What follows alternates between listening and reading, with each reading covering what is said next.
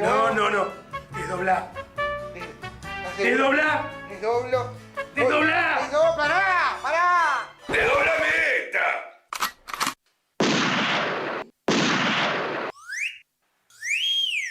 ¡Estamos haciendo origami! ¡Es una palomita! No. Digo, un halcón!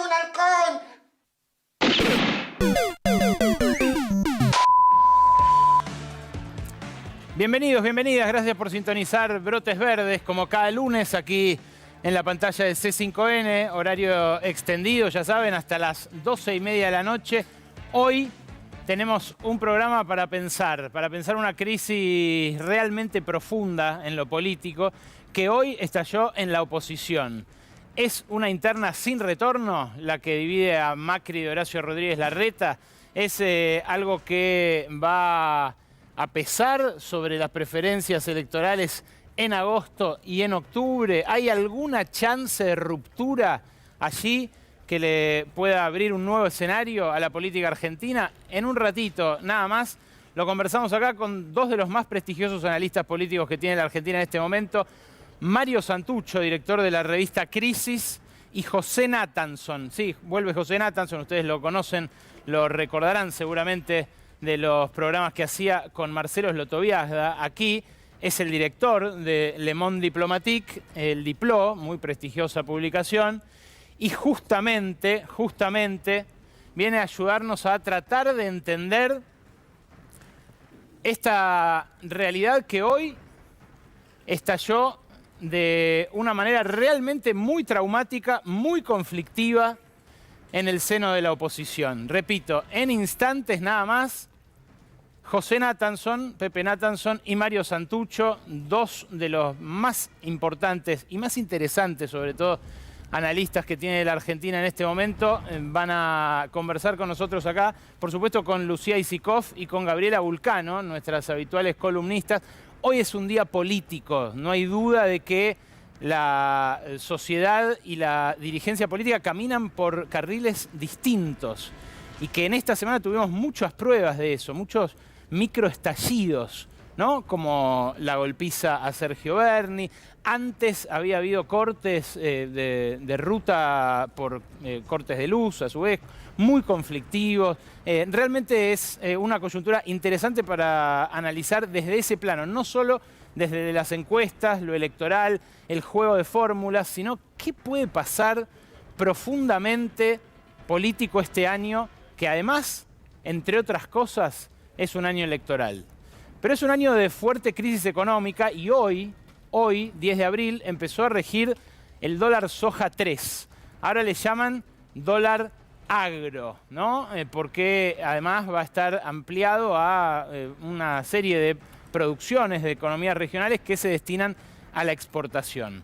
Nosotros aquí ya hemos analizado en su momento, en septiembre, cuando fue el dólar soja 1, qué transferencia involucra este mecanismo en términos de distribución del ingreso. ¿Y por qué es importante hacerlo hoy? Porque la distribución del ingreso de septiembre para acá no paró de empeorar. Y esto, lo que empieza a regir hoy, por un mes y medio en el caso de la soja, por 3 meses en el caso de las otras producciones, es otro premio para los que castigaron al gobierno durante el año 2022 y además los que realmente empujaron esta situación de devaluación inminente. El dólar soja 3, que empieza a regir hoy, tiene un mecanismo muy parecido al del 1 y al 2. Hace un ratito acaba de sacar un informe para sus abonados, la consultora P/Q de Emanuel Álvarez Agis, que dice un mecanismo transitorio que se hizo permanente. Cuando estuvo acá Álvarez Agis sobre el final del año pasado, nos decía sacarle el dólar soja a los exportadores de granos va a ser como sacarle la tablet a un chico. Y claro, es imposible. ¿Por qué? Bueno, porque si no aparece este incentivo, esta transferencia de riqueza, de ingresos, bueno, no liquidan y empujan una situación todavía más apremiante para un Estado que luce impotente y maniatado. Y vamos a verlo luego, también esto tiene repercusión en las relaciones económicas internacionales. Brevemente, para volver a la pizarra, ¿cómo funciona el dólar soja? Bueno, el Banco Central de la República Argentina tiene ruedas de operación cambiaria. La rueda tradicional es la CAM 1, donde del otro lado actúan los importadores y exportadores. Importadores y exportadores. Los exportadores, cuando consiguen un dólar por vender un producto en el exterior, le entregan ese dólar al Banco Central y el Banco Central se los paga al precio oficial. Hoy, monedas más, monedas menos, 215 pesos. Pero hay otra rueda, la rueda CAM 9, donde por tiempo limitado se les ofrece a los exportadores un precio promocional. Entonces allí los exportadores seleccionados de este grupo hasta ahora solo limitado a los sojeros, pero ahora incorporando a otras economías regionales, le van a vender al Banco Central sus dólares al precio promocional de 300 pesos. El problema es que después el Banco Central le vende a los importadores los dólares que le requieren para importar a 215 pesos. Y ahí hay una pérdida. Esa pérdida la compensa el Tesoro Nacional emitiendo una letra en dólares que compensa esa pérdida que se acumula inicialmente en pesos. Pero el Banco Central necesita, para resguardarse en términos de su balance, dólares garantizados por el Tesoro Nacional. En este caso, esta versión, todavía no lo sabemos porque todavía no se anunció la letra chica de esto, pero va a incluir también un mecanismo para los importadores. Acá, por primera vez, lo que dicen, y repito dicen porque lo dijo el Fondo Monetario en su staff report la semana pasada, y hubo trascendidos del gobierno, pero no una confirmación oficial, les van a vender también a 300 pesos dólares para importar sus insumos. Claro, en principio va a ser para los fletes, va a ser para los seguros, va a ser para determinados productos. Pero claro, el problema es que las economías regionales comprendidas en este grupo de exportadores producen no solamente como los sojeros materia de exportación, sino también alimentos para el mercado interno. Entonces, estos van a verse en la disyuntiva de exportar y que les paguen 300 o vender en el mercado interno, pero que se convalide el precio oficial de 215. ¿Qué crees que les va a convenir más? ¿Qué crees que van a decidir? Sí, por supuesto, exportar al precio promocional de 300. Por eso preocupa, en este caso, el del dólar soja 3 o dólar agro, preocupa que tenga el impacto inflacionario que podría tener una devaluación lisa y llana. Es decir, que el oficial de 215 se vaya a 300. Este oficial en la rueda principal, la rueda que utilizan los importadores y exportadores y donde vende el Banco Central. Repito, lo de las importaciones todavía no está claro, no se sabe cómo se va a realizar. Pero lo que sí sabemos hasta ahora es cuánto esto le viene costando al Estado y por ende a todos nosotros. Y es interesante de ver porque también se puede poner en perspectiva con lo que el Estado pone para atender la situación de los que el INDEC denunció la semana pasada que están cayendo en la pobreza aceleradamente. Recordarán ustedes, la semana pasada lo vimos, en el último trimestre de 2022 la pobreza ya dio 40,6% según el propio INDEC. El INDEC informó 39,2 porque es el promedio de todo el semestre, pero en el último tramo ya está arriba de 40 y hoy, un trimestre después, podemos inferir, por lo que subió la canasta básica y los ingresos, que estamos cerca del 42. Ahora, ese costo que les decía yo recién cubre el Tesoro Nacional es una transferencia. Y esa transferencia, en el caso del dólar soja 1, fue de 400.000 millones de pesos. ¿Por qué 400.000 millones de pesos? Bueno, porque en ese momento les reconocieron 200 pesos por dólar a los exportadores de granos contra 140 que valía el dólar en el mercado oficial. Para no devaluar, hacen esta devaluación en cuotas, que como vimos, ahora vale 215, no evita la devaluación en último término. Es algo difícil de evitar en un contexto en el que los dólares ya escaseaban por el acuerdo con el fondo y ahora escasean por una sequía que le cuesta 18, 19 mil millones de dólares a la Argentina en su conjunto. En el caso del dólar soja 2, en diciembre de 2022, que liquidaron menos divisas, pero liquidaron el remanente del año, la transferencia fue de 190 mil millones de pesos. En el dólar soja 3, todavía no sabemos cuánto va a ser, pero sí sabemos cuánto va a ser por dólar.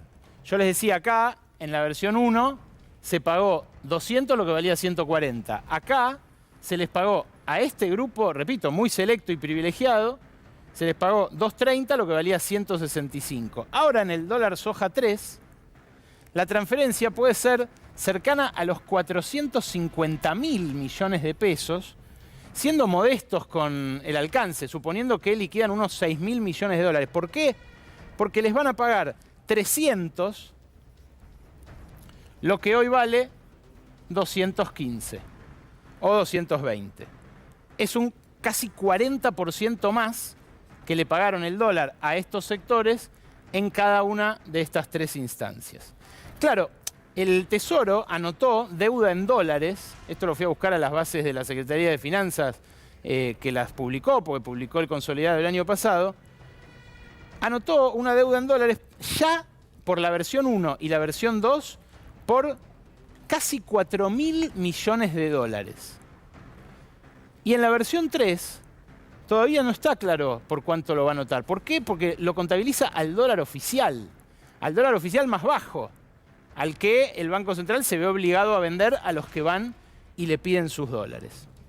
A ver, todo esto junto va a sobrepasar el billón de pesos, que es el premio para los que castigan al gobierno no liquidando. Y ahora lo van a ver en un gráfico que es muy elocuente, que ya hemos mostrado, pero vale la pena ver ahora de vuelta mientras se sustancia este premio.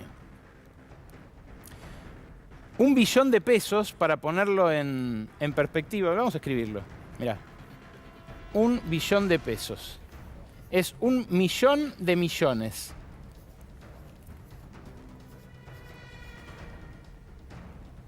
Un millón de millones. El presupuesto 2023 establece para las asignaciones por hijo, por embarazo y asignaciones familiares en general, 1,5 billones de pesos. O sea que esta transferencia para unos 20, 30 mil, pongamos, propietarios de tierras que se explotan específicamente para la exportación, para la producción de granos para la exportación, van a recibir una transferencia del Estado que es del orden del 70% de lo presupuestado para asignaciones por hijo y asignaciones familiares y por embarazo durante todo este año 2023.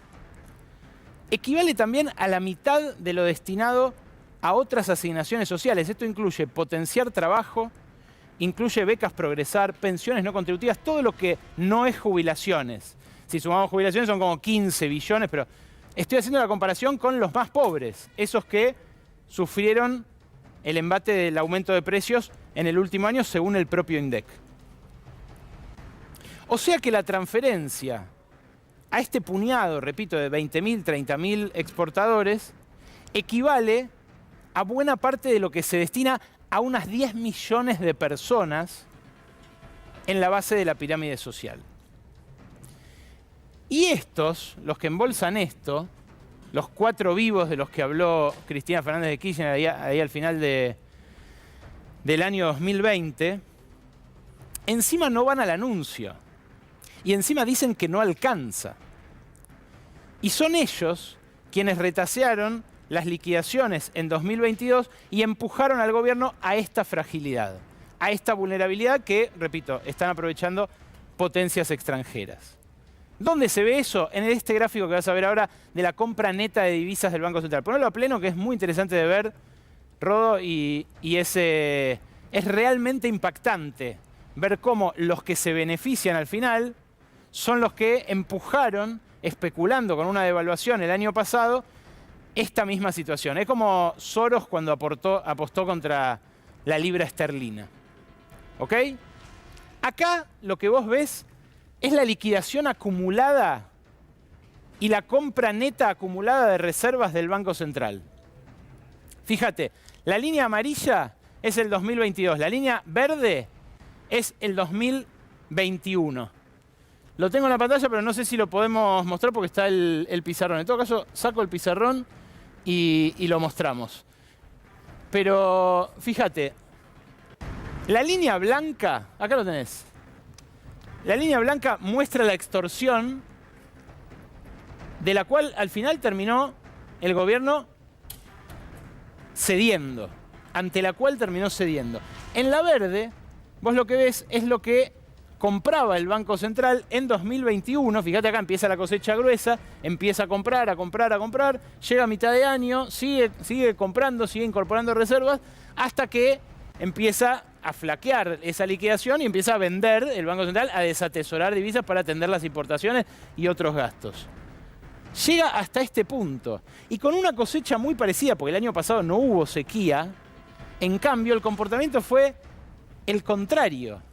Los silobolsas existían en 2021. No es que no se especulaba con la posibilidad de una devaluación y que no se retaseaba la liquidación justamente porque de ese modo se ahorraba en dólares. No, pasaba lo mismo. Lo que pasó el año pasado es que hubo una apuesta decidida por la devaluación. Y entonces, hasta que renunció Guzmán, el Banco Central no acumuló un solo dólar.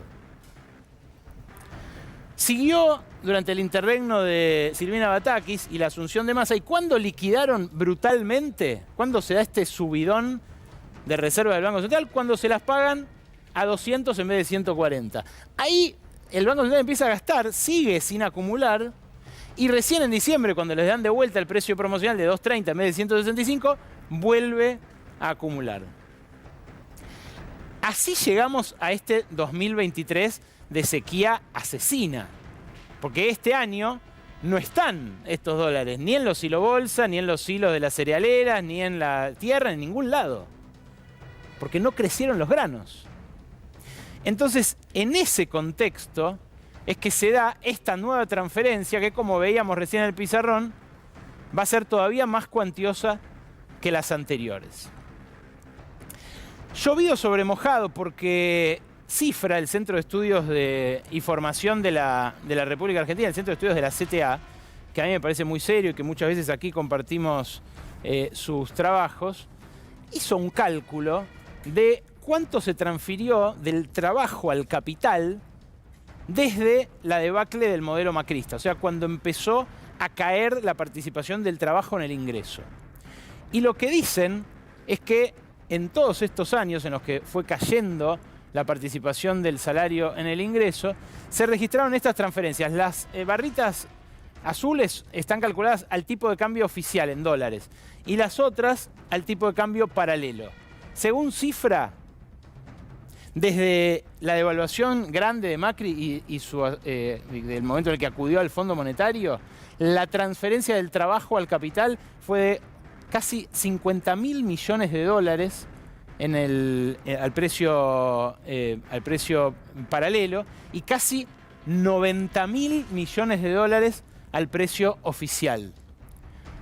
O sea, es una transferencia que se monta sobre otra gigantesca transferencia. En este caso no tiene que ver con los precios de exportación, sino con cuánto aumentó la productividad del trabajo y cuánto cayeron los salarios reales. La productividad del trabajo aumentó un poquito en algunos años, en otros no, pero los salarios reales cayeron estrepitosamente. De ahí esa gigantesca transferencia.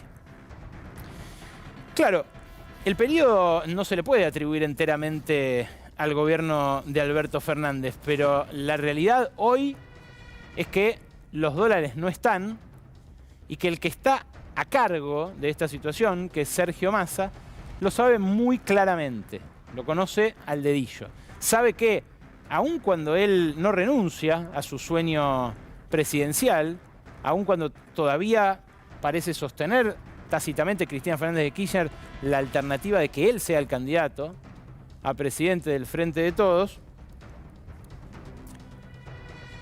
empieza a estar sujeto a que esos dólares aparezcan. Y Estados Unidos, que es el mandante del Fondo Monetario, y no estoy acá haciendo un panfleto de liberación o dependencia, estoy leyendo el estatuto del fondo y contando martes a martes que Estados Unidos tiene el 16% de los votos, que las decisiones se toman con el 85% y que si Estados Unidos no dice que sí, el fondo no hace nada. Estados Unidos empieza a darse cuenta de que decidiendo a quién financia, decide quién va a gobernar. Porque no va a llegar en la misma circunstancia Sergio Massa a las elecciones si tiene los dólares que puedan rescatarlo, que si no los tiene. Y Estados Unidos, repito, también conoce esa realidad. Sergio Massa estuvo hace 2 semanas con esta mujer, Gita Gopinath, es la número 2 del Fondo Monetario Internacional, y la va a volver a ver esta semana, porque pasado mañana viaja nuevamente a Washington, en este caso para la asamblea de primavera boreal del Fondo Monetario. ¿Sabés qué? Ya perdiste la cuenta seguramente, pero ¿sabés qué? Es el 5º viaje de Massa a Estados Unidos solamente como ministro. Antes creo que había ido 2 veces más como presidente de la Cámara de Diputados. Impresiona, ¿no? Es casi una vez por mes. Va a rendir examen para ver si le sueltan lo que en este último viaje, en el viaje que retrató esta foto, no le soltaron, que son fondos frescos. El gobierno consiguió, por un lado, la autorización para hacer este dólar soja 3. Por otro lado, que le aflojen la meta de reservas que tenía que juntar el Banco Central para pagarle al Fondo Monetario. Pero lo que no consiguió es cómo tapar ese bache, el bache de la sequía. Y por eso es que esta semana Estados Unidos directamente se va a apersonar aquí para decidir a quién financia y en última instancia a quién gobierna. ¿Por qué digo que se va a apersonar? El fin de semana llega Laura Richardson, la generala del Comando Sur. El Comando Sur es la división del Pentágono armada para preservar los intereses de Estados Unidos en nuestra región, en América. Y Laura Richardson, no los voy a aburrir de vuelta con lo mismo, lo he mostrado hasta el cansancio. Ya dijo el año pasado, estuvo en abril aquí en la Argentina, de esa época creo que es la foto con Tayana que tenemos para compartir con ustedes. Lo va a volver a ver a Tayana este fin de semana cuando llegue acá. Y claro, ella fue la que dijo, en esta región nuestro interés es el litio de Argentina, Bolivia y Chile, el petróleo de Vaca Muerta, el de Venezuela, el agua del Amazonas, los recursos naturales. Empieza a hacerse más nítido algo que siempre en la diplomacia fue muy tangencial, muy indirecto, que son los intercambios, las condiciones a cambio de las cuales se extiende, por ejemplo, en este caso, un rescate financiero. Antes que la generala, llega Wendy Sherman, la subsecretaria de Estado de Biden, apenas 2 semanas después de la cita entre Biden y el presidente Alberto Fernández, donde el presidente le dijo, al término de los 20 minutos que compartieron a solas, que en él tiene un aliado absoluto. ¿Lo sentirá así Joe Biden?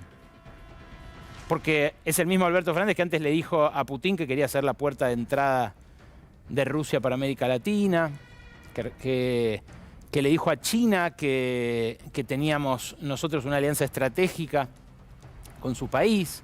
Y estamos en un momento muy turbulento de la relación entre Estados Unidos y China. El fin de semana pasó la presidenta de Taiwán por Estados Unidos. China se lo tomó como una provocación, movilizó aviones, hizo ejercicios de bomba cerca de Taiwán. A su vez, Estados Unidos movilizó tropas allí a la zona más caliente entre Taiwán y China. Estamos como a un pelín de una guerra mundial. Estamos en una guerra mundial de algún modo que se libra solamente ahí, pero que tiene implicancias para todo el planeta. Lo que digo es que estamos al borde de una conflagración mayor en términos bélicos.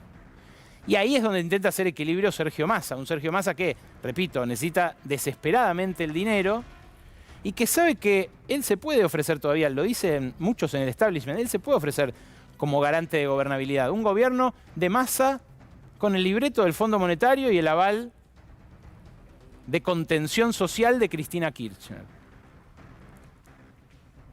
¿Será esa la alternativa en mente de todo el dispositivo del peronismo o ocurrirá lo contrario y terminará estallando todo por el aire? Lo vamos a ver en el próximo mes y medio. Pero hoy el esquema más probable sigue siendo ese. El problema es que todas las alternativas empiezan a ser probables, con algún grado de probabilidad. Mirá, esto es impresionante. La semana pasada, estuve con el máximo directivo de un banco multinacional.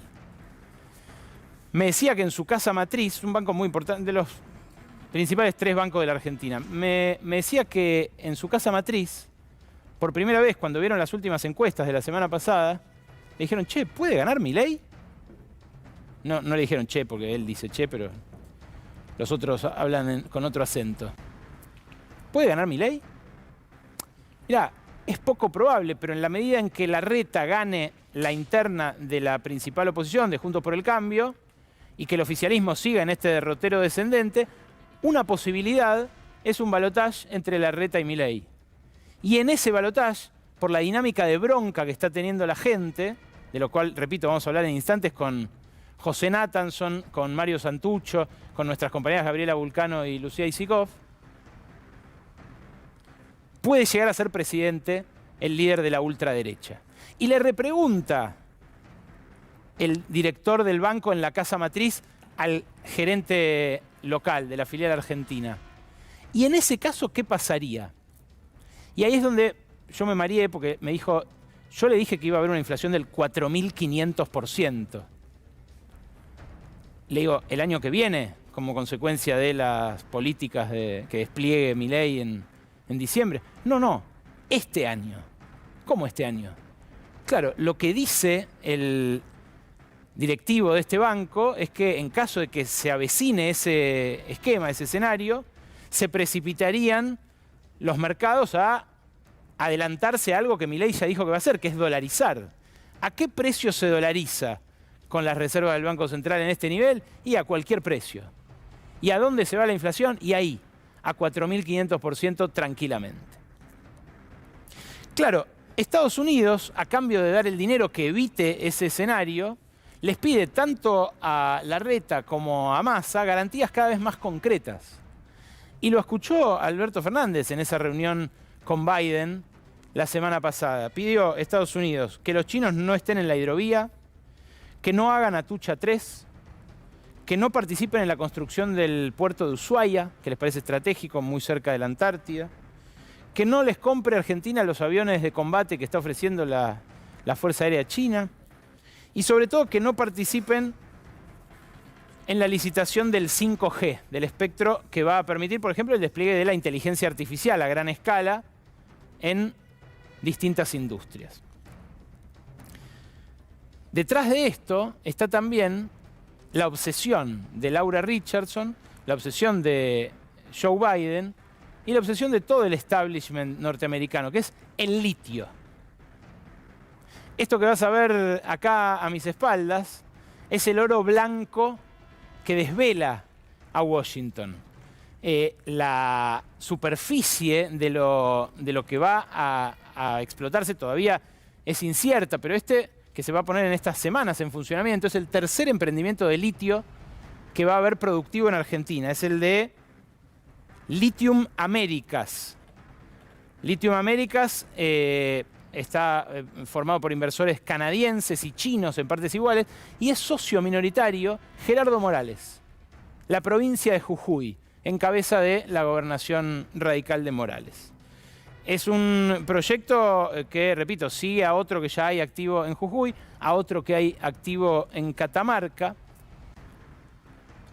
y que fue motivo de las conversaciones de hace 3 semanas entre la vicepresidenta Cristina Fernández de Kirchner y el embajador argentino en China, Sabino Vaca Narvaja.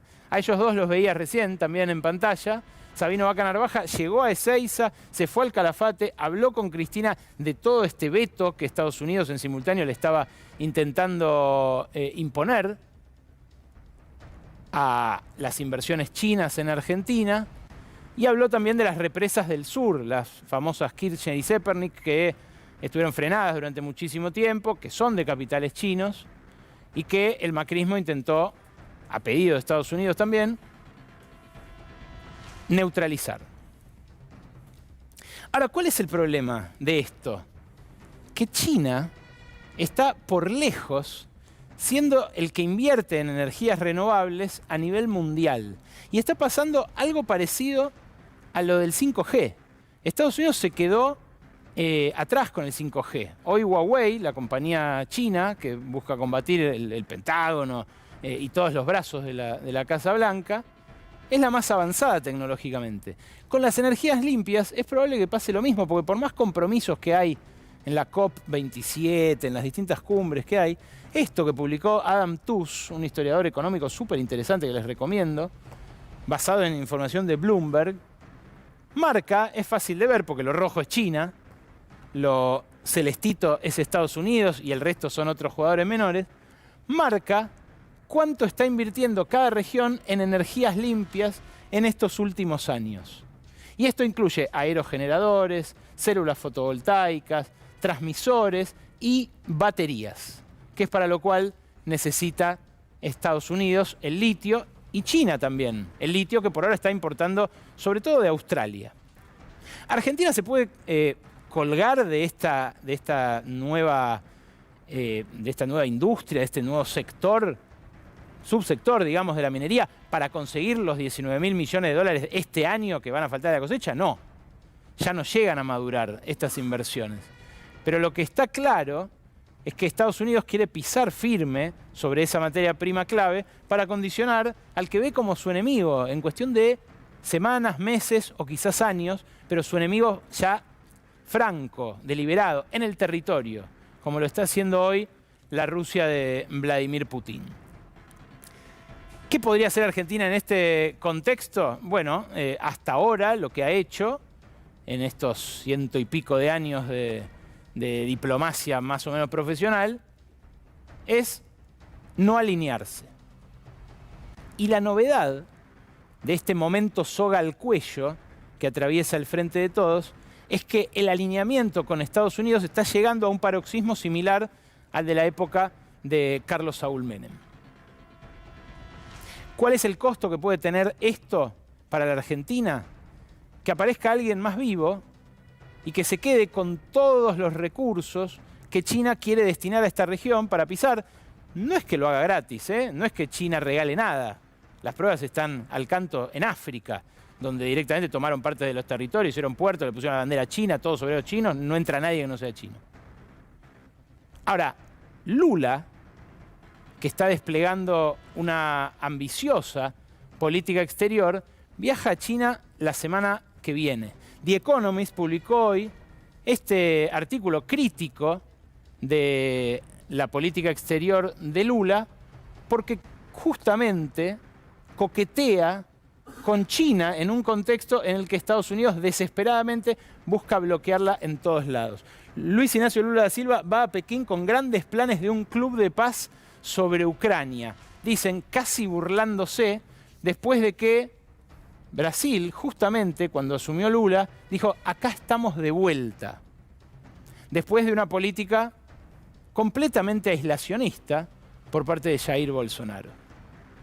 Hay algo que une la crisis que explota cotidianamente, en esos microestallidos, como dijo Eduardo Fidanza este fin de semana, en un artículo muy interesante, con esta deriva mendicante, claudicante, entreguista de los recursos naturales, a la cual se está abrazando para perpetuarse en el poder, o por lo menos para intentar llegar a la orilla, el peronismo. Algo realmente distante de su tradición hasta ahora en términos diplomáticos.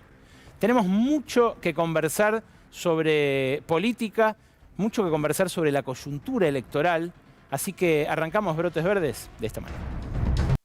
Día de guerra total en la oposición y para analizarlo nos acompañan ni más ni menos que dos de los más importantes analistas políticos de este momento en el país. Me refiero al director de Le Monde Diplomatique, a José Nathanson. Ustedes lo conocen seguramente porque acompañaba aquí al gran Marcelo Slotoviazda en su desafío. Y a Mario Santucho, el director de la revista Crisis, que también tiene la gentileza de acompañarnos. Vamos a discutir con ellos ¿Hasta dónde puede llegar esta crisis opositora? Pero antes me presenta los últimos hechos Lucía Isikoff. Buenas noches. Buenas noches, Ale, ¿qué tal? Bueno, hoy pasó algo que sin duda va a tener un costo para Horacio Rodríguez Larreta y va a tener consecuencias para el PRO. Larreta por primera vez, de modo explícito, desobedece, desautoriza a Mauricio Macri y lo hace convocando a elecciones concurrentes, aunque no las llama así en el video que ahora vamos a ver, en la ciudad de Buenos Aires. Mirá el anuncio que sale hoy, un día después de que Macri le dijo: esto no lo hagas. A ver. Como jefe de gobierno, me toca la responsabilidad de decidir cuándo y cómo se vota en la ciudad. Y hoy quiero contarles que tomé la decisión de que los porteños votemos el mismo día que se vota en las elecciones nacionales. O sea, el 13 de agosto las PASO, el 22 de octubre las generales y el 19 de noviembre el balotaje si lo hubiese. Esto evita que los porteños tengamos que ir a votar hasta 6 veces en el año. Nos ahorra mucho tiempo y nos evita gastos innecesarios. Y lo vamos a hacer con boleta única electrónica, que es un sistema más ágil, más sencillo, más transparente. Y es una bandera del PRO que inició Mauricio en la ciudad en el 2015 y que también promovimos junto a todos, Juntos por el Cambio, a nivel nacional. Lo dice casi con cariño por Mauricio, ¿no? Citando a Mauricio, desobedece a Mauricio. ¿Por qué pasa esto, Ale? Porque en realidad lo que fue tejiendo Larreta fue una serie de acuerdos con distintos actores y acuerdos que se contradicen, ¿no? Que no puede sostener. Uno de esos acuerdos fue garantizarle a Lustó una igualdad de condiciones en la competencia en la ciudad de Buenos Aires para sucederlo como jefe de gobierno. Y otro de esos acuerdos es bancar a Jorge Macri tal como quiere Mauricio Macri. Bueno, en todo ese embrollo de cuestiones, Larreta tiene que cumplirle a Lustó. Los radicales pedían que Lustó, en este caso en la ciudad de Buenos Aires, pueda ir enganchado a las boletas nacionales de Patricia Bullrich y de Horacio Rodríguez Larreta, algo que el PRO dice no, o desdoblar la elección. El PRO también dice no. Entonces, bueno, Larreta, en acuerdo con Lustó, decide llamar a elecciones el mismo día en la ciudad de Buenos Aires, pero vamos a tener 2 urnas distintas, una lista sábana para votar los cargos nacionales y una boleta única electrónica, como lo decía Larreta, para votar los cargos locales. Para profunda desilusión de Macri, ¿no? Claro, porque bueno, ¿qué es lo que pasa en todo esto? Es que a Jorge Macri le convenía estar enganchado de la boleta nacional y ahora tiene mucho más complicado su futuro político. Mirá las reacciones, porque Sí, esto es tremendo. es tremendo porque es inédito además. Una profunda desilusión es algo peor que el enojo. No sé si se vuelve de esto, ¿no? Bueno, Mauricio Macri agarra el tuit de Vidal para manifestar lo que le pasa con Larreta. Y además, Vidal, que hay mucho enojo en el larretismo con Vidal, porque era una coequiper de Larreta, trabajaba con él y mirá el viraje que hace. El PRO y Juntos por el Cambio, el camino que le prometimos a los argentinos no es este. No hay ambición personal que pueda estar por encima de nuestros valores y del equipo. Somos el cambio o no somos nada. O sea, le está diciendo a Larreta que no es nada, básicamente Vidal, sí. Y por eso el enojo. Y un Mauricio Macri que dice: coincido con María Eugenia, qué profunda desilusión. De acá en más, todas las especulaciones posibles y los caminos que se abren, porque ¿qué es lo que va a hacer Macri ahora? Y te digo que desde el entorno de Macri dejaron algunos trascender que lo que puede suceder es que apoye explícitamente a Patricia Bullrich. Se reconfiguran las alianzas en Juntos por el Cambio, los radicales con Morales a la cabeza, Lustó ni hablar, apoyando la decisión de Larreta, y por otro lado, Macri, Bullrich, Vidal, muy críticos. Y algunos dicen tal vez sea la forma de irse con Milei. Mirá por qué se abre el doble discurso, ¿no? En el PRO, porque mirá lo que decía María Eugenia Vidal hace unos años sobre la boleta única. Lo prometimos en campaña, cumplimos en el recinto en nombre de la democracia y en busca de más transparencia, aprobamos en diputados la boleta única. Después, obviamente, no termina de aprobarse el proyecto en el Senado. Y también lo decía Patricia Bullrich, la podemos ver por ahí, pero digo, todo el PRO estaba detrás de la boleta única como solución para la transparencia electoral y democrática. Ahora es un cambio de reglas. Es un cambio de reglas en un año electoral. Bueno, esto es un poco cómo está planteada la discusión, pero sí te digo, Ale, que se hablaba mucho, y es muy pronto para pensarlo, pero se habló mucho de hasta dónde pueden escalar estas consecuencias y cómo se va a reconfigurar, ¿no? el escenario en Juntos por el Cambio.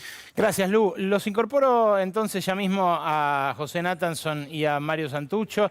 No sé quién quiere arrancar. Bienvenida Gabriela Vulcano también. Ahora vamos a escuchar también tu informe respecto de algo que seguro se va a colar en la charla, que es la ultraderecha.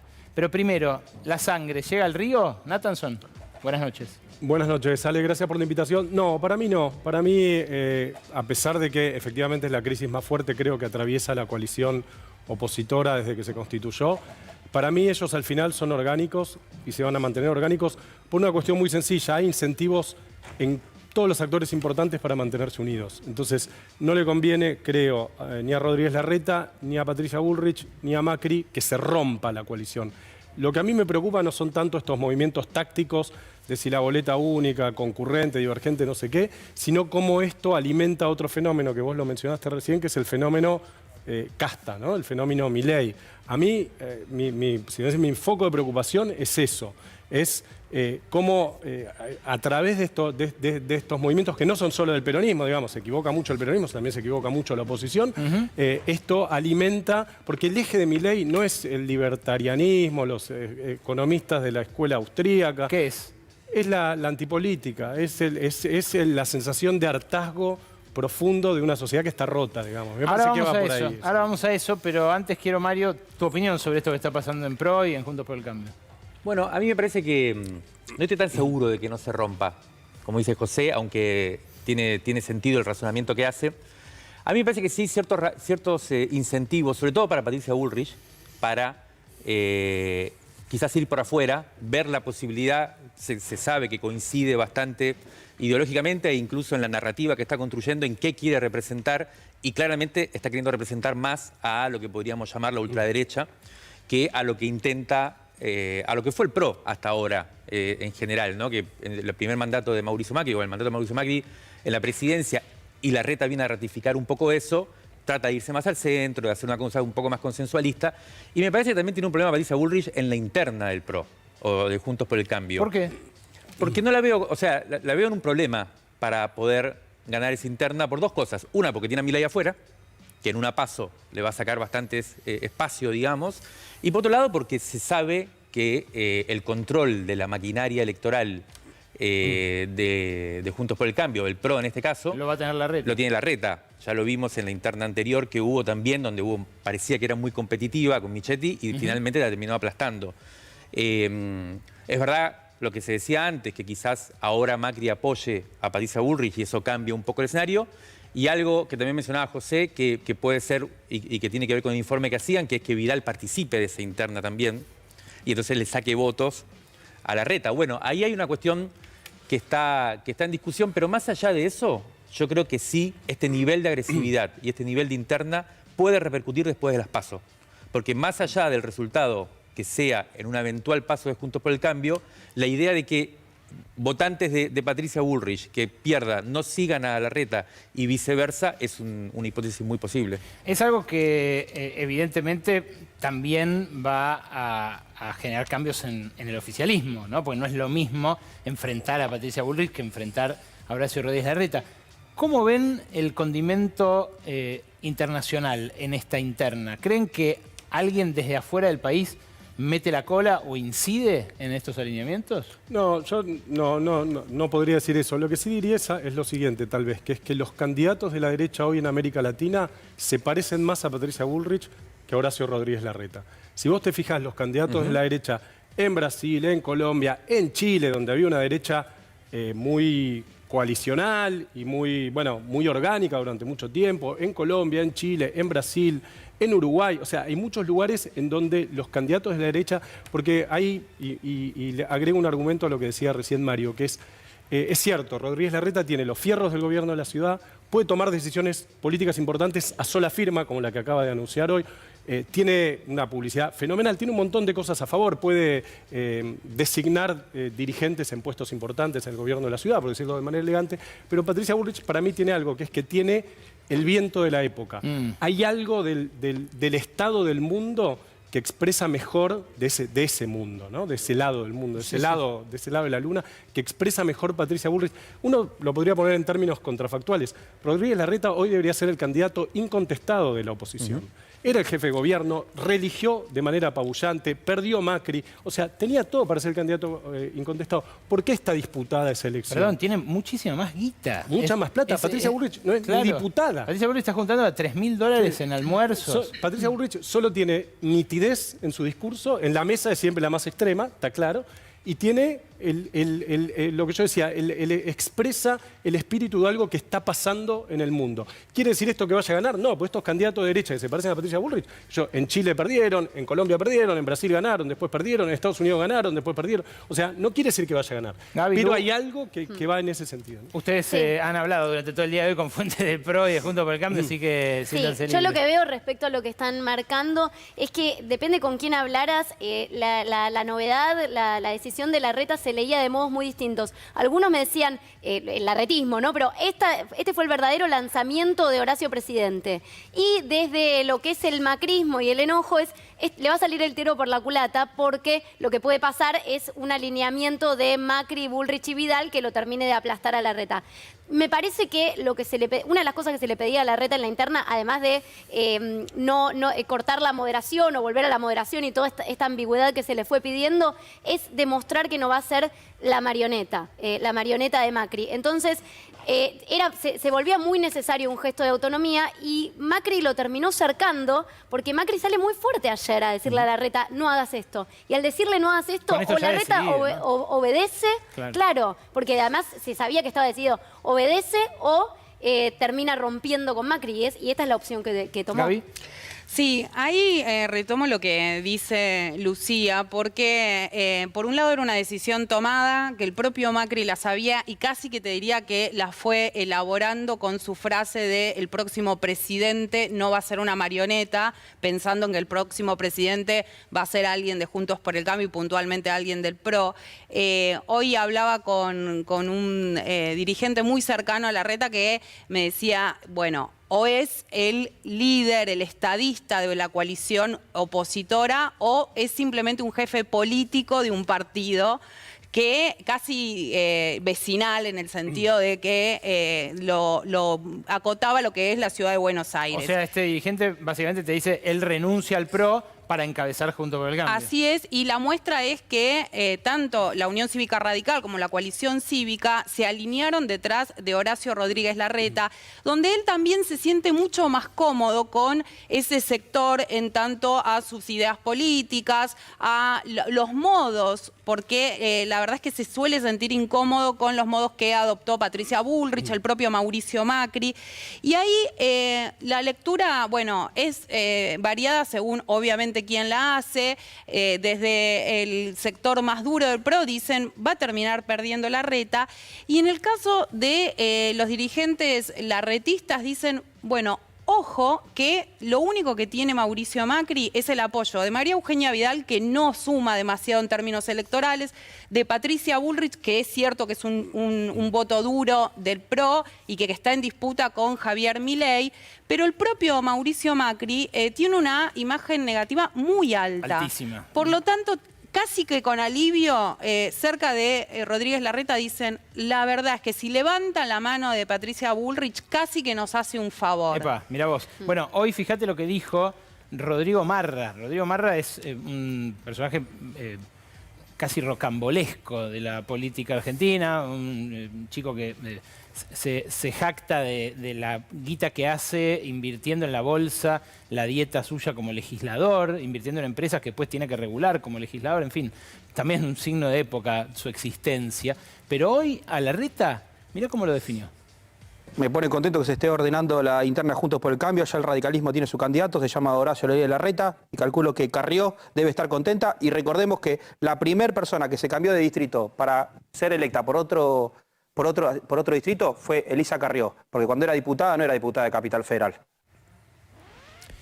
Prácticamente dicen, es radical Larreta, ¿no? Sí, la posición de Milei y su gente siempre es criticar a Larreta como el moderado, ¿no? Cambiemos con K. Ahora, recién decía cosas a favor de Patricia Bullrich, digo algo a favor de Rodríguez Larreta también para balancear, por lo menos, si no me parece. No, quiero decir lo siguiente, Rodríguez Larreta también ha demostrado que toma riesgos, porque con esto tomó riesgo. El riesgo para mí no es que se rompa Cambiemos. El riesgo es que Macri la apoye a Patricia Bullrich. ¿Cuánto vale ese apoyo, como decía Gabriela recién? La verdad que no lo sé. Yo creo que vale menos que lo que valía cuando Macri apoyó a Larreta contra Gabriela Michetti, porque esta es una elección nacional, porque Macri no es Macri, etc. Pero Larreta sí ha demostrado, porque a Rodríguez Larreta también lo sobrevuela otro fantasma, que es el fantasma de albertizarse. Viste que la política argentina ahora juega con los apellidos, uno puede mansurizarse, ¿viste? Cuando dice, Sí. ojo que lo van a mansurizar, bueno, de albertizarse. Y Rodríguez Larreta tiene que demostrar que no es Alberto, que no es el Alberto de Macri. Y eso lo tiene que demostrar no gritando, porque no se demuestra así gritando. Cualquiera grita. Se muestra con decisiones. Y esta fue una decisión que toma un riesgo. Corre un riesgo el tipo al tomar la decisión. Bueno, a mí me interesa mucho lo que tenés vos para decir, Mario, sobre la ultraderecha, sobre este clima de época que parece venirnos de afuera, y también sobre qué puede cambiar en términos del bolsillo para todos nosotros si gana uno u otro candidato. Pero tenemos que hacer una pausa, así que vamos a hacer una pausa. Seguimos, les pido que nos acompañen, a ustedes también. Después de la pausa se mete Gaby Vulcano con el fenómeno Milei. Concretamente lo analizamos con Nathanson y Santucho y nos metemos también de vuelta en el tema inteligencia artificial. Ojo con esto. La semana pasada conversábamos con dos especialistas. Ya se armó en Argentina un grupo de artistas que dicen: a nosotros estos robots nos están choreando. Después de la pausa lo vemos.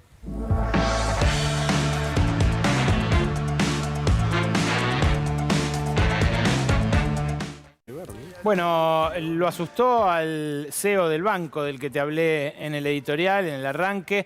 Lo asusta a José Nathanson, que dijo es mi principal foco de preocupación. Es el fenómeno que concita todas las miradas últimamente, el de Javier Milei. Sobre él viene a hablar de Gaby Vulcano. La gran pregunta que se están haciendo por estas horas, te diría desde todos los espacios políticos, es ¿a quién le conviene Javier Milei? Hoy se transformó casi en la preocupación de Juntos por el Cambio, pero también del Frente de Todos. Obviamente que a quienes más preocupa es a los principales referentes de Juntos por el Cambio, porque, bueno, es a donde en principio pareciera quitarle más votos. Sobre todo hablábamos recién de la figura de Patricia Bullrich, donde todo el tiempo la presidenta del PRO trata de asemejar el discurso, el tono, las formas que tiene Javier Milei a la hora de hablar. No llega a este planteo de la casta política, pero bueno, trata de ver cómo se puede asemejar a ese discurso. El propio Mauricio Macri ha dicho públicamente en muchas oportunidades que tiene coincidencias con Javier Milei, que le ha recomendado que tal vez no utilice determinadas palabras al momento de referirse a algunas cuestiones. Y también es cierto que Mauricio Macri y Patricia Bullrich mantienen conversaciones con Javier Milei. En las últimas semanas... Lo que pasa es que Milei sabe que apenas se acerca a ellos, desaparece su principal capital. Bueno, que es putearlos, gritando en la tele. Justamente, en relación a ese tema, consulté a ver qué pasa si estas conversaciones que mantuvieron en algunas oportunidades se empezaron a profundizar en el último tiempo. Lo que me decían es, por ahora Javier Milei no volvió a hablar con Mauricio Macri, no volvió a hablar con Patricia Bullrich y me decían que está, pero recontra confirmado que va a ser candidato a presidente por fuera de Juntos por el Cambio. Ahora vamos a eso, pero en términos de contactos, también hay enviados suyos que se han visto con el ministro de Gobierno bonaerense Martín Insaurralde. O sea, hay quienes hasta hace 2 semanas decían: a nosotros nos conviene que gane Milei porque le quita votos a Juntos por el Cambio. El cuco apareció ahora cuando salieron estas últimas encuestas, la de Aresco sobre todo, que da la posibilidad de balotaje sin Frente de Todos. Sí, por eso a los que más preocupación les genera es a Juntos por el Cambio, pero iba a eso, Ale. Ahí en los contactos, como vos decís, no son solamente con referentes de la coalición opositora, sino también con algunos referentes del oficialismo. ¿Y por qué? Porque en el oficialismo dicen, bueno, a nosotros no nos saca votos, le saca sobre todo votos a Juntos por el Cambio, y lo que se está empezando a ver es que no no solamente es Juntos por el Cambio quien pierde votos en manos de Milei, sino también otros sectores como el Frente de Todos o del peronismo no oficialista, si se quiere, sobre todo en la provincia de Buenos Aires.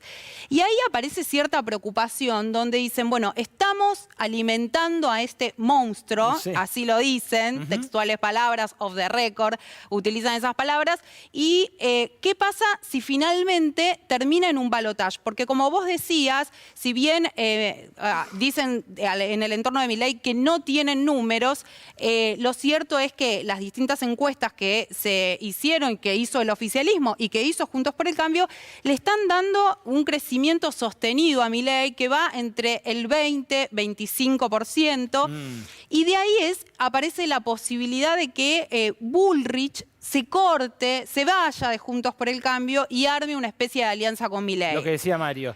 Vos lo tenés analizado en boca de él, ¿no es cierto? Bueno, él habla un poco de esto, ahora lo vamos a ver, de esta estrategia, sobre todo después de que el presidente Alberto Fernández hizo una comparación de Milei con Hitler, ¿no? Donde alimentó eso y dicen, bueno, ¿y por qué no hace una alianza con Juntos por el Cambio? ¿Por qué no se va a Juntos por el Cambio como sí está haciendo José Luis Espert? Y dice algo así, escúchalo. Pero lo digo porque, entonces, ¿por qué es importante esto? Porque si vos, al margen de todas las incompatibilidades que yo tengo que hacen que sea imposible que esté dentro de Juntos por el Cambio, es imposible. Pero además es estratégico. Porque si estuviera dentro de ese espacio, es funcional el kirchnerismo. ¿Por qué no lo terminás de matar? Porque lo terminás dejando entrar en la segunda vuelta. Porque están todos los antikirchneristas de un lado y del otro lado están los kirchneristas. Con lo cual, le seguís bombeando, digamos, desde el pulmotor. O sea, es un error. Es decir, lo mejor que puedo hacer, digamos, en mi caso, que además, o sea, probablemente sea el antikirchnerista más extremo de la Argentina, por decirlo de alguna manera, porque me veo agredido todo el tiempo en mis valores de la libertad, lo mejor que podemos hacer es dejarme tranquilo, dejarme competir, dejar de ensuciarme, porque el enemigo es el kirchnerismo. Es fuerte, sí, Gaby. Sí, acá llama algo poderosamente la atención, que él por un lado se diferencia de Juntos por el Cambio, pero al mismo tiempo dice lo mejor que podemos hacer en términos de estrategia para sacar al kirchnerismo es que yo no me incorpore, no sea parte de Juntos por el Cambio. Y habla en primera persona del plural. Y la verdad que ahí llama la atención ese discurso donde pareciera que por un lado van por carriles separados Juntos por el Cambio y Javier Milei, y que lo único que los une es su odio, si se quiere, o su ser contrincantes de el oficialismo, y al mismo tiempo habla en plural de cuál es la mejor estrategia para justamente ver si el kirchnerismo, el Frente de Todos, el oficialismo, como lo quieran llamar, pierde en las próximas elecciones. Es un tema sobre el cual Mario Santucho, me consta, está pensando hace un largo tiempo. Contale, Mario, lo que pensás a la gente. Bueno, a ver, a mí me parece que es bien importante tratar como de buscar cierto trasfondo histórico y epocal a esto que está pasando. Salir un poco en algún momento de la discusión más coyuntural, más de los dirigentes. ¿Por qué? Precisamente por lo que decía antes Gaby, que es esta frase que a mí me consta también, que tiran referentes del peronismo, ¿no? Dejemos de alimentar a este monstruo. Porque teóricamente les servía a ellos para sacarle voto a Juntos por el Cambio, y de repente empieza a pasar que aparece con otra dimensión, con otro volumen. Con el antecedente de Trump y con el antecedente de Bolsonaro. Entonces, a mí me parece que hay que salir, hay que ir a cuáles son las raíces y cuáles son la capilaridad que está tomando Milei y este fenómeno. Hoy, por ejemplo, estuve hablando con un importante dirigente del peronismo tucumano. Ajá. Y me decía, están preparando la elección desde mayo. Claro, ellos venían con la disputa con Juntos por el Cambio, ellos tienen muy bien aceitada la maquinaria electoral, evalúan que gana, y de repente el encuestador de ellos les dice que en los parajes más alejados de las ciudades, en donde el peronismo ganaba históricamente con el 80-90% de los votos, y donde la mayoría de las imágenes, símbolos que circulaban eran siempre las del peronismo, están peleando la elección con Milei. Wow. Que a su vez hizo una alianza con Bussi y se presenta también a gobernador. Bueno, Yo no sé si la elección a gobernador esto se va a expresar tan claramente, porque como digo, esa maquinaria funciona, pero ¿y la elección nacional en agosto? Bueno, ¿qué es lo que pasa acá? Yo veo dos dinámicas de fondo. Una más epocal, si se quiere, que tiene que ver con la tendencia general de la política argentina. Lo que acaba de decir Milei, que yo no había visto esto, me parece muy interesante, es que su misión es desarmar la polarización, desarmar el esquema político que se instaló acá después del 2001 y del 2003, y que había sustituido el bipartidismo, ¿no?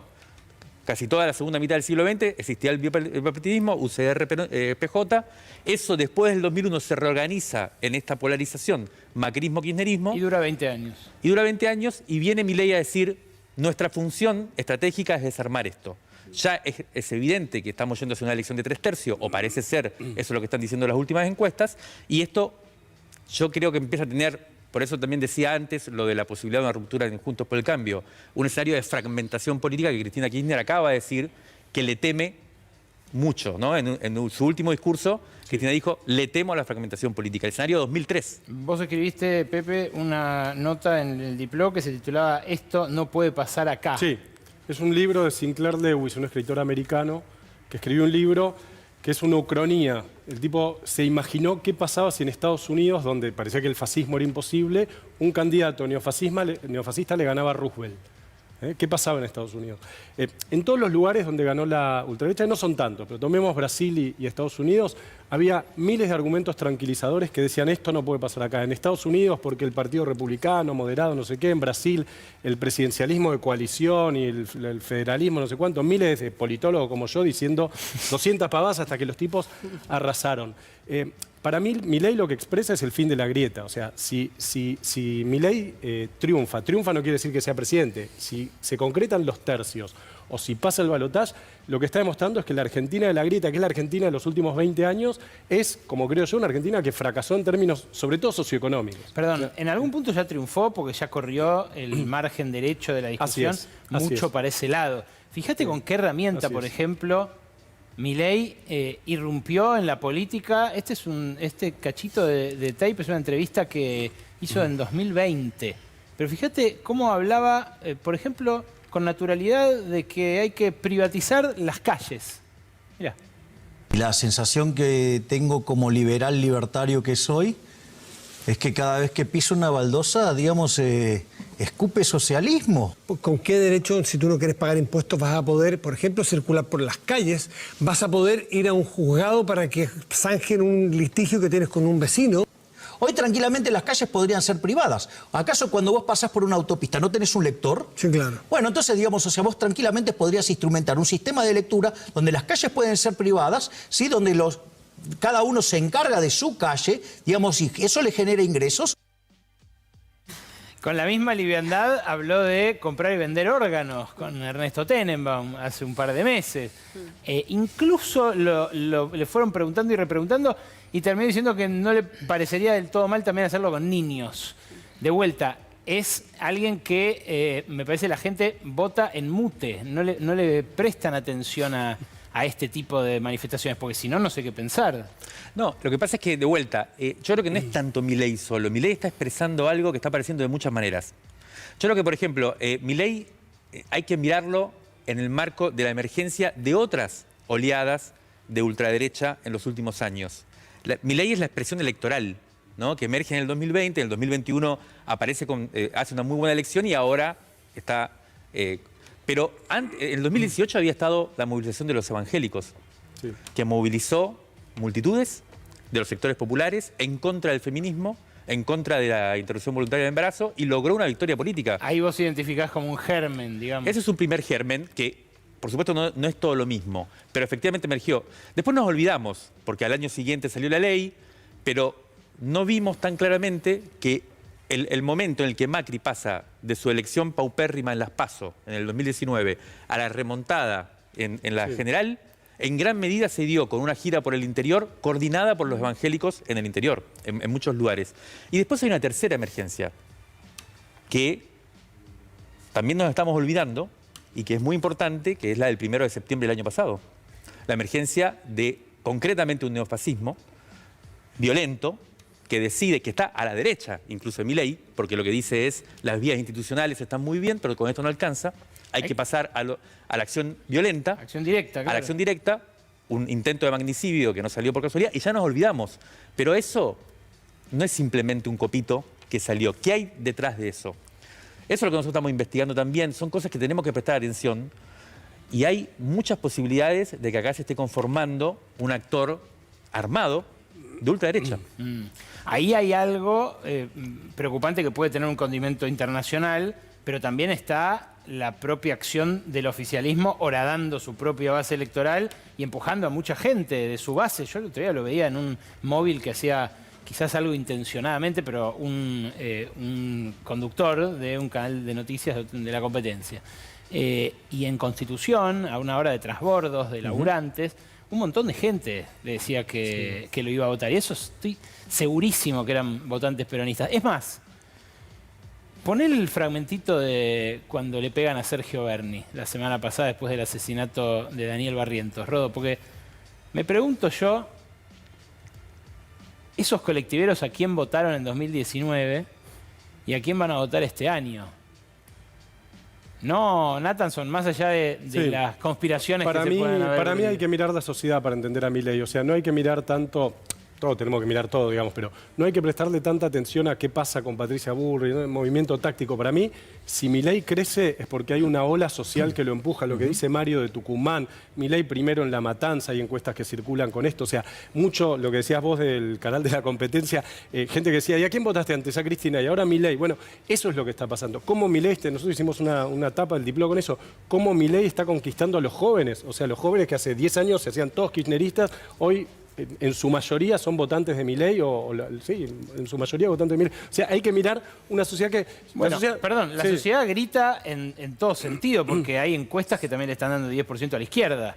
También, en ciudades es otra importantes, expresión, es ¿no? otra expresión, es otra expresión de lo mismo. Hay un enojo, hay ira, hay frustración, hay enojo social. Pero esto es, la sociedad probó kirchnerismo y no quiso más kirchnerismo. Probó macrismo y no quiso más macrismo. Después probó este peronismo raro, no quiso más este peronismo raro. La sociedad prueba y en un momento se cansa y de repente hay gente que dice, y no sé si con razón, pero de manera muy comprensiva, vamos a probar esto otro, esto que nunca se probó antes, esto que parece ridículo, que privaticemos las calles, que yo... Ojo, yo también le temo a que Milei se modere, que haga una buena elección y que después empiece a moderarse en la segunda parte de la campaña, digamos. Bolsonaro no lo hizo. Al final, en la recta final un poquito sí. En la recta final cuando ganó un poquito sí. O sea, para mí es un temor también, porque Milei es táctico, ¿eh? El tipo es rústico en sus cosas, es delirante, es folclórico, no sé qué, pero él sabe muy bien que no se puede aliar con el macrismo. O sea, tiene algunas cosas claras. En digamos, su estrategia electoral está demostrando que no es un improvisado. Está demostrando en el tipo de alianzas que está haciendo, en este tipo de declaraciones, en el juego que está haciendo de quedarse callado en momentos que es muy importante quedarse callado cuando los otros se están matando. No es un improvisado. Y a mí incluso, más allá, esto es importante, ¿no? La táctica que use, por ejemplo, después de las PASO hasta la general, que hace. A mí me preocupa una cosa que viene, que yo lo vi en Brasil, que ahora se está viendo también en Estados Unidos, y que es que no se moderan en el fondo. Pueden moderar quizás el discurso para llegar al gobierno. Pero yo me acuerdo de un argumento que había en Brasil, que es importante, que es... Vieron que en Brasil estaba Lula, el PT venía gobernando 4 gobiernos seguidos, y de repente los sectores dominantes dijeron hay que sacar de alguna manera. Y cuando emergió Bolsonaro, ellos querían otros, ¿no? Querían la centroderecha. Pero cuando emergió Bolsonaro y le pasó el trapo a la centroderecha, dijeron, bueno, vamos con Bolsonaro, porque lo importante es sacar al PT. Mucha gente le decía, pero ¿se dan cuenta lo que están haciendo? Están subiendo a este tipo que es un fascista, que es un problema. Y dicen, no se preocupen, una vez que llegue, nosotros lo vamos a disciplinar. Lo controlamos, claro. Nosotros lo vamos a controlar con los mecanismos de poder. Pasaron 4 años y fueron a buscar a Lula a la cárcel para que saque a Bolsonaro. No lo lograron disciplinar. Bueno, que es lo contrario a lo que pasa con el progresismo. Claro. Pero lo que pasa es que hay muchos en el progresismo acá, en el peronismo, que dicen, bueno, pensemos en 2025, pensemos en 2027. La pregunta es si va a haber 2025 o 2027 después de una explosión de las características que ustedes están describiendo. Me quedo con esa inquietud y les agradezco muchísimo. Gracias, Ale, por haber venido. Especialmente a José, es hermoso verte de vuelta acá en C5. Un placer. Y toda la gente Muchos que años seguro... acá con... Bueno. Recuerda al gran Sloto, al gran maestro. Gracias, en serio, por venir. Gracias. Gracias, Vulcano y Sikov. Quédense que yo no te lo dije. Hacemos al final. Antes, yo no te lo dije y quédate que después una charlita sobre inteligencia artificial y un sector muy preocupado.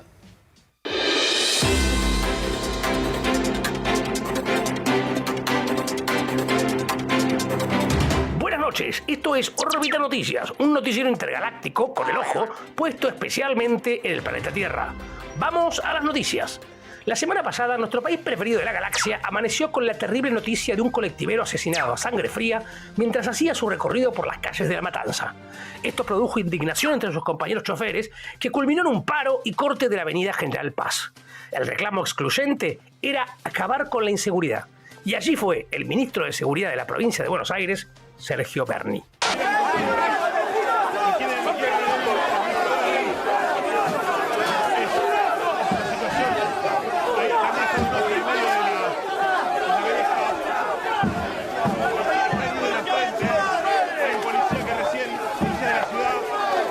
Berni fue a poner la cara, y vaya si la puso.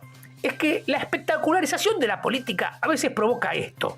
El ministro fue haciéndose el Rambo y terminó interpretando el papel de Rocky. Es que Berni hace las cosas en un estado silvestre y en soledad. O sea, Silvestre Stallone. Stallone solo, ¿se entiende, no?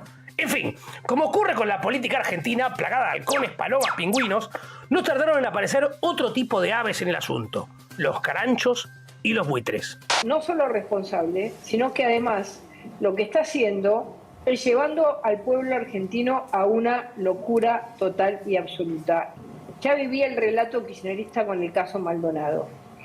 Y a Berni le voy a decir que debe renunciar. Cuando empiezan a revolearse muertos por la cabeza, halcones, palomas y pingüinos y caranchos parecen todos gansos. Así y todo, la respuesta de la provincia de Buenos Aires no tardó en llegar. ¿Cómo? Volviendo a los clásicos. Quédese quieta ahí, levante la mano.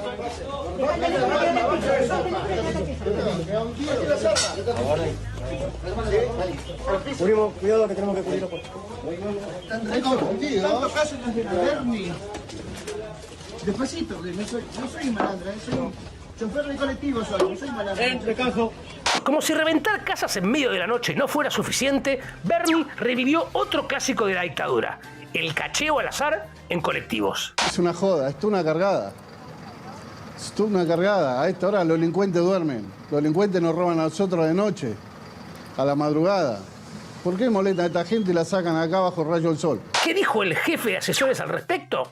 Que la policía es derecha y humana. Puede haber parecido desmedido, puede haberlo sido para este caso, pero es el protocolo que tiene que cumplir la fuerza policial. Puede ser que sea un protocolo de la fuerza.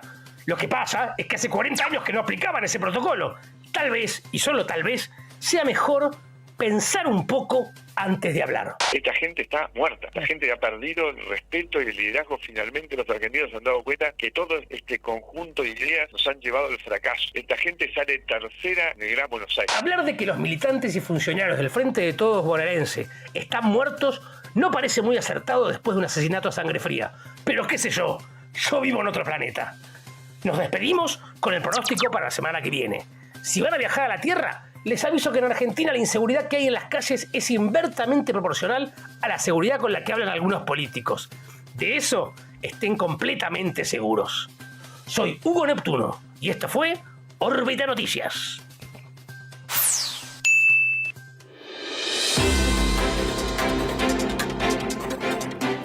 La semana pasada conversamos con una abogada especializada en derechos humanos y con un ingeniero especializado en inteligencia artificial sobre este fenómeno, el que generó ChatGPT. Muchísima gente en todo el planeta pidiéndole cosas a un robot que aprende y crea.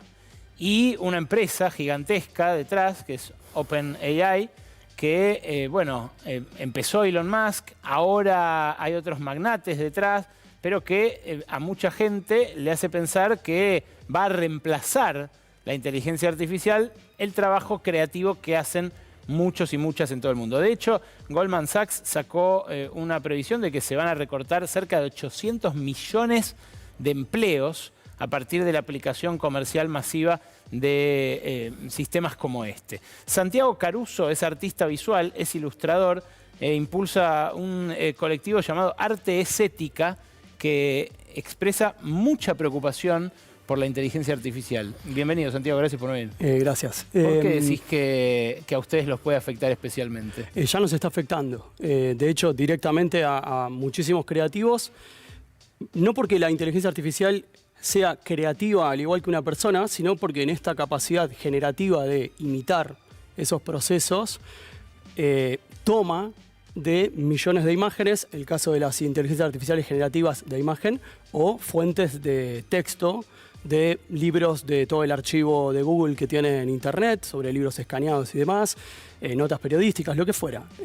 Se basan en la captación, la cooptación, la acumulación, el ordenamiento y la interpretación de patrones de una cantidad masiva, gigantesca de datos tomados de personas en todo el mundo. En el caso de las inteligencias artificiales generativas de imagen, tomaron casi 6.000 millones de imágenes, que a una persona viendo 10 imágenes por segundo le tomaría 1000 años ver todas esas imágenes. Solo verlas. Solo verlas. Y lo que están haciendo es entonces, a partir de esa captura, interpretación maquínica, a partir del deep learning, ¿sí? Que es una técnica de entrenamiento algorítmico, pueden entonces establecer patrones sobre la obra de determinados artistas y generar simulaciones, derivaciones artificiales de la obra de un montón de artistas. Bueno, este fin de semana se viralizaron varias canciones donde supuestamente cantaba Duki, el trapero, y no cantaba Duki, lo había simulado una inteligencia artificial. ¿A eso te referís? A eso, a las que imitan voces, a las que imitan el estilo escritural de grandes artistas o periodistas. Hay un problema de robo de identidad, de apropiación ilegítima de la obra de determinados creativos. Esto no tiene que ver solo con artistas que sean reconocidos en su medio, sino con la violación de los derechos de propiedad intelectual que tiene cualquier persona sobre lo que crea. Bueno, pero con ese criterio uno podría decir, le violan la propiedad intelectual a Van Gogh cuando muestran los girasoles. Vos googleás los girasoles en el teléfono y te sale. Que te salga una imagen no quiere decir que puedas hacer un uso comercial de ella. Y sí es cierto, en el caso de Van Gogh, que su obra se utiliza en un montón de sentidos, pero es una obra que pertenece al dominio público. Ya es claro. Ya exacto. Entonces, la ilegitimidad de este caso tiene que ver con que toda la obra tomada a partir de esta captura de datos en todo Internet, si es de autores que murieron hace menos de 70 años, están protegidos bajo leyes de copyright o de propiedad intelectual. ¿Por qué decís que ya los afecta? Porque vemos a, por ejemplo, diseñadores gráficos impostando el talento o la capacidad de producir imágenes y usurpar o apropiarse de esos encargos de trabajo. Vemos a agencias publicitarias o agencias de animación que están obligando a los antes artistas en su rol creativo procedimental, ahora hacer prompters, o sea, estas personas que insertan comandos de texto, o sea, prompt, bajo la cual funcionan estas generaciones automatizadas de imagen, por ejemplo. Hay sistemas de texto a imagen, o sea, vos pedís por un comando qué querés, la inteligencia artificial interpreta esas palabras, genera una imagen y estos antes artistas ahora están siendo obligados a ser retocadores de eso producido por la máquina. Los entusiastas de esto, uno de nuestros invitados, por ejemplo, la semana pasada, dicen simplemente va a cambiar la forma en la que se hace el trabajo creativo, así como la máquina en su momento hizo que el hombre deje de cargar un peso tremendo y pase a supervisarla o a hacerla funcionar tocando determinados controles. Claro, pero esa carga que puede ser alienante en un operario al estilo de la película Metrópolis. Sí, o tiempos modernos. Exacto, que te liberen de esa carga es interesante porque es un laburo repetitivo. Pero en el caso creativo, lo que está obturando la intromisión de esta tecnología es la capacidad crítica, la capacidad interpretativa, la capacidad de elaborar artísticamente en la disciplina que sea, un discurso propio y además cuando son vulnerados los derechos de los artistas o de los creativos en cualquier tipo de disciplina, lo que tenés es una sustitución de tu propio requerimiento como persona inserta en el mercado laboral, ¿se entiende? O sea, cuando a vos te pueden clonar artificialmente porque usan toda la obra tuya para generar derivados artificiales, anulan los encargos de trabajo que vos tengas y empezás a ver generaciones de imágenes que dicen tu nombre en los comandos que vos no hiciste nunca. Me cuesta imaginar cómo podés frenar algo así, Santiago. Con regulaciones. Hay muchísimos diputados interesados en este tema. Obviamente hay que separar las cuestiones. Una cosa es la regulación sobre la toma de datos personales para hacer investigación en ciencia, salud, de lo que fuera, y otra cosa es la necesidad inminente de una fuerte regulación respecto de las inteligencias artificiales generativas y de que se pueda limitar el uso que se hace o la toma de imágenes o de textos que se sigue haciendo en la interacción de los usuarios con la tecnología en sí.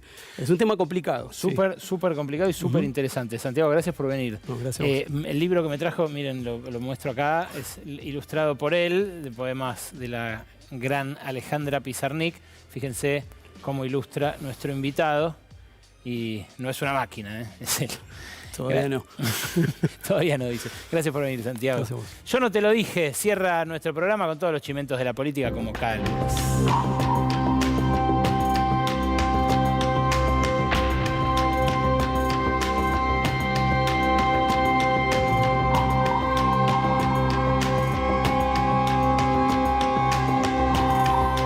Yo no te lo dije, arranca el Weisikov. Yo no te lo dije, Ale, yo no te lo dije, pero mientras nosotros hablamos de la interna de Juntos por el Cambio, la interna del Frente de Todos, el crecimiento de Javier Milei, cayó una bomba en el armado del peronismo de centro.